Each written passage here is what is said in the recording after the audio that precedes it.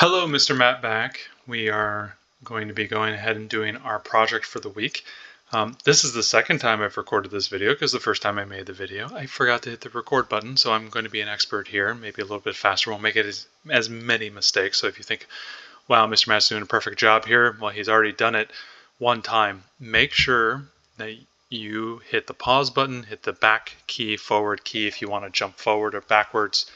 And when you're watching this video, because you want to design along with me, feel free to do that. Don't worry about it. So we're going to be making a dice utilizing the work plane tool feature that we kind of talked about in the last video and the last few videos for us to embed numbers into our dice. Let's go ahead and open this.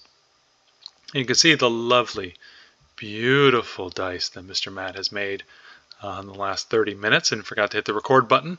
Let's go ahead and do it again. So here we are. I'm going to drop in a cube. Cubes are super awesome dice. But the one thing you notice here that's a little different from a regular dice is that the sharp corners. Most dice don't have sharp corners. And what we want to do is we want to round these corners. And there's a super easy option to do that built right into the Tinkercad shape options right here on the side. So whenever you select your box, you get that drop-down box which gives you all the various options. You can set the length, width, height from this box. You can set how many steps there are. Let's go ahead and keep that at 10. But you can come here and select the radius. And what that's going to do is it's going to make a rounded cut right here on the edge, all the edges, all the way around the cube. And let's go ahead and just put in 1.5 here. And you can see how all the cube's edges all the way around the cube have changed and have become rounded. I'm going to lift this cube up because we're actually going to be working on all the sides. And you can see here how awesome that looks. So it's a nice and rounded, and you can play with the different options. And when you print, if you print this at home or you make a print at home, you can try different radiuses. You can drop in a few, and then you can print a bunch and kind of see and feel what the difference is. You can see this one's set to 1. It's a little bit sharper, but nice and rounded as well. It's up to you, whatever you prefer. In this design, it really doesn't matter, but that's what I went ahead and selected. So let's go ahead, and when they mean and just real quick, when they mean radius, what they're doing is essentially making a cut, and that's 1/4 of the cylinder. So what they're doing is they're making the cut here, and what they're doing is they're setting the radius of the cut. You can kind of see how that is rounded. It's 1/4 of the cylinder that is being set there, and that radius value is the radius of the cut, the rounded. If you were to continue that all the way around, that would form a cylinder that would come right through that is being cut there, or kind of like a circle that's being extended all the way through that edge, cutting away all that material in a rounded form. So right there. So that's why when they mean radius, it's that radius right there that's being formed by that rounded cut all the way around. You don't see that because it's part of the shape, but that is the radius that you're setting. All right, so let's go ahead and drop our first item. So I went ahead and chose numbers instead of dots that you normally see on dice. I just wanted to be a little different. So we're going to go here and select the work plane tool. I'm going to select that front face. And you can see our work plane is now set to that face. So anything I drop on here will be immediately set to the face of that object. I'm going to go ahead and drop the text option right here, and it puts it right in the middle. Now, number one problem is that is way too big. So let's go ahead up here in the text option. If you select the text option, you can kind of see that. Let's go ahead and select text. Let's change that to the number 1. So we've gone ahead and do that. Now that is still way too big. So let's go ahead and select our object, hold down the shift key so that we don't get some squished one or a little scrunchy one. We don't want that. We want to hold that ratio together and bring it down till it's about what we think we would want to see on that shape there. Cool. Now what I'm going to do is take that number shape, and I'm going to turn it into a hole because I want to cut out of the cube the value that is on that face. So I've gone ahead and done that. But now what we need to do is we need to push it into the shape so we can cut out that 1 from the shape. So let's go ahead and say I'm going to cut out -2. And so remember, because we've changed the work plane tool to be this side, our z-axis has changed. And so our z-axis, we're pushing it into -2, so it's below the work plane where that one hole, that shape of the one starts. So we have to push it down. That's why it's a negative. All right, very cool. Now let's go ahead and multi-select both the one hole, and the cube. Let's make sure we align it right to the middle. So let's go ahead and select the middle and the middle, and I'll go ahead and put those right in the center. So that is awesome. Again, let's multi-select again. Let's hit the group tool, and you will see that we have carved out with the hole the number 1. You can kind of see that right there. Awesome. Well, let's change the work plane tool to the other side. But here's the problem. I arbitrarily chose some dimension for that number 1, and I want to hold that because, you know, if I try to do it again, I might make a mistake. So let's go ahead, and the first thing let's do is let's regroup. Let's select this. Let's get rid of our work plane tool, back to our blue area. I'm multi-selected this. I'm going to ungroup it. And what I'm going to do here is I want to use the duplicate feature here. And I'm going to duplicate. So now there are 2 number 1s there, and let's drag the 1 over. And I want to change that to a 6. Okay.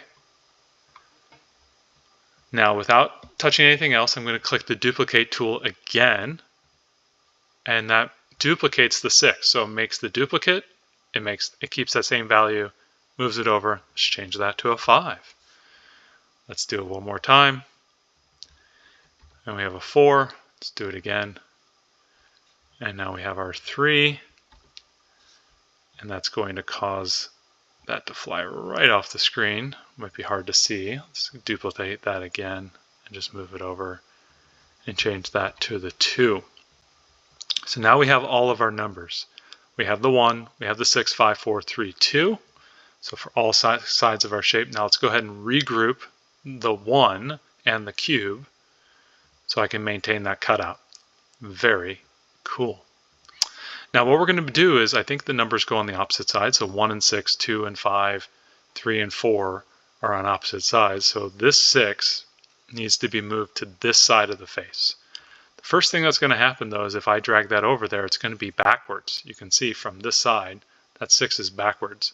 So we actually, first thing we need to do is we need to rotate that 6 around 180 degrees. Or we can go ahead and flip it using our mirror tool in that direction. And you can see I flipped it around. I used the mirror tool, which is a cool little feature there. Let's go ahead and we can just drag it over here, kind of in the area we want to work. We have the 6. Let's go ahead and set the work plane to that side. We're going to choose our D tool, which drops it right to that surface. We're going to multi-select, choose our align tool, and again we're going to choose the middle and the middle. Looks really good, really good. Now let's go ahead and drop that in, 1, 2, or we can come up here and select -2, and it puts it in there. And let's one more time, let's go ahead and select, and we're going to group these. Very cool. So now we have the 6 and the 1. So let's go ahead, change our work plane back to where we were. So let's go ahead and say, let's make the 5 here, and let's put the 2 on the other side. All right, so this 5 is to face the wrong way. We need to rotate it 90 degrees. There we go. Very cool.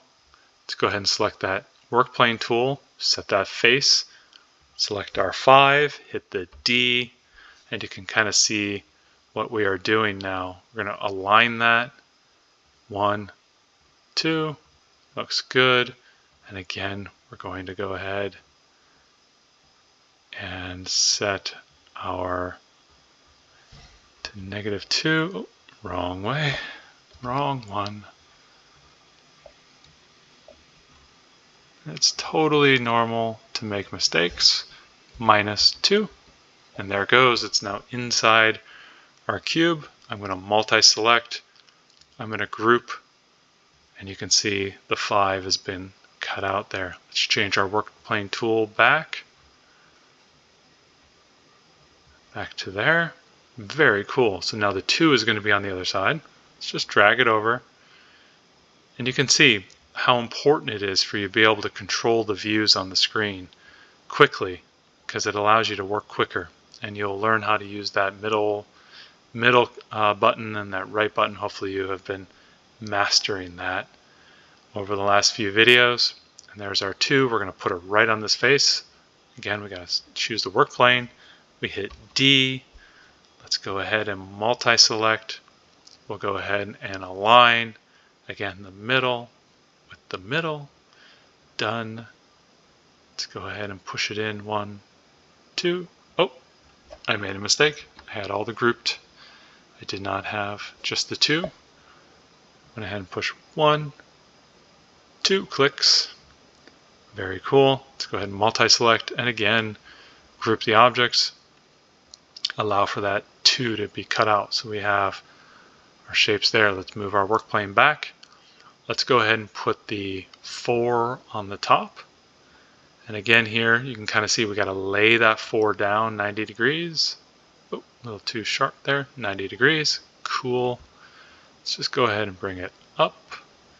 Let's bring it over. Very cool. Doing some of the work there easily. To get that work plane, set it to that top. Click here, D. Drops it right down onto that surface. Multi-select again. Let's do the alignment. Middle, middle. Let's go ahead and unselect. Push that down 2, 1, 2. Multi-select, group. Now we've got the 4 on there. Now the hardest one of all, the bottom of the cube. Now you can go ahead and try to work from below, or you can do something cool and you can rotate your cube. Same idea. Rotate it 90 degrees, and you can see we've now exposed that shape. So feel free, when you're in any type of design, whatever design it is, don't be afraid to move your entire design over. So I'm going to rotate that 3, drag it over a little bit. Okay, cool. So now I can do the work plane here. And now I'm going to hit D, drops right down. So I was able to rotate the cube instead of having to work from below, which might be a little difficult for our understanding. We can move the object around and make ourselves more comfortable. Totally fair game. Let's go ahead and grab that vertical tool, and we're going to push 1, 2, -2.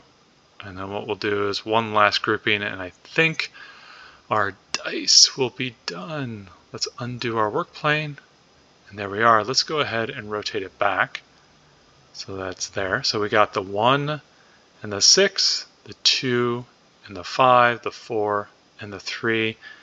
And let's go ahead and put that on the work plane with the D tool. D, and it drops it down. And now we have made 2 dice. Right there. Now you can go and take money from the kids at school. Awesome. So what did we do here? We did rotations, a lot of rotations. We learned and got exposed to the mirror tool, or we used the rotating option. We used our squares. We used the rounding of the edges with our radius tool. We used the hole tool and the text tool in order to make the dice. So we were beginning to put all of these skills together that we've been talking about in the last few videos into action. And here we have made 2 dice. Well, I made 1 that you guys missed, but you got the second one just as good, twice as better. And we have been able to make dice. So hopefully you guys had a good time. You can put anything on there that you want. You want to put little pictures of unicorns. You can want to put any other little shape. Play around, have fun, be imaginative, and enjoy yourselves. See you guys next time.